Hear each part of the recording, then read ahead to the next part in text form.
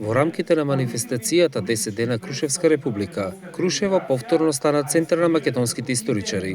Во организација на Институтот за историја се одржа научниот симпозиум Илинден, хоризонти на македонската историска кауза, кој веќе прераснува во значајна научна традиција. Ова е веќе трета година поред како се случува и веќе треба да излези 13-тиот бројот зборникот прилози за Илинден од оваа трибина.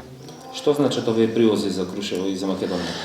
Прилозите разјаснуваат доста моменти од македонската историја, која што се напластувала и ние се обидуваме да извадиме на очиглед на сите, да ги разјасниме случувањата кои што денес ни се случуваат или се явуваат како предизвик, со кој што ќе можеме да имаме и соодветен однос или превенција како народ и како држава кој што можеме и да формираме и да ја претвориме државата во тоа подобро место за живење, ако успееме да ги спречиме овие посегања од соседните пропаганди врз нас како територија, како народ, како култура, како заедница. Имавте ви излагање за фотографиите, значи за толкувањето од историски аспект на фотографиите кои што се користат. Може нешто ни кажете поконкретно, еве некој конкретен пример за тоа? Во нашата историографија и воопшто во историографијата има еден параметар, архивите говорат. Во овој случај беше мотивот паралелно земен од тука, музеите говорат, односно не само документите даваат информации за некои случувања, туку и самите фотографии.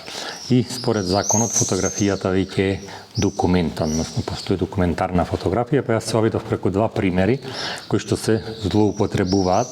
Тоа се двајца револуционери од Балканот, препознатливи ликови, тоа е Васил Левски и Гоце Делчев. Соседната историографија, поточно пропаганда, се обидува да злоупотреби на историска фотографија кога Гоце Делчев е питомец или Јункер во военото училиште во Софија, што е нормална процедура да биде така фотографиран, тој иако никогаш официјално не станал дел од официјалната бугарска армија, и тоа се најчесто презентира пред обичниот народ како доказ за неговото етничко или национално потекло и припадност, додека истиот пандан бугарски револуционер Васил Левски неколку пати е фотографиран во различни униформи кои што имаат романски карактер или во официјална униформа на српската армија, српска воена униформа на српски воен офицер кога бил во легијата во Белград,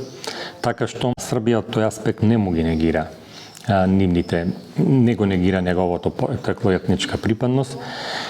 И целта беше да се направи едно споредбено излагање, дека тоа е дел од еден поширок контекст на револуционерните движења во тој период во Европа. Не само во македонското и бугарското, не само во српското, не само во романското.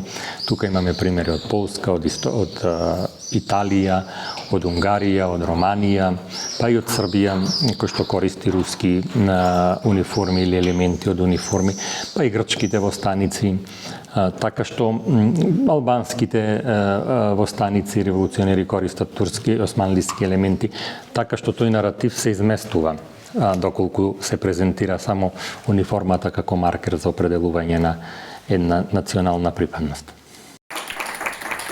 Со нови сознанија и аргументиран научен диалог, овогодинешниот симпозиум уште еднаш потврди дека Крушево останува жива ризница на македонската историја.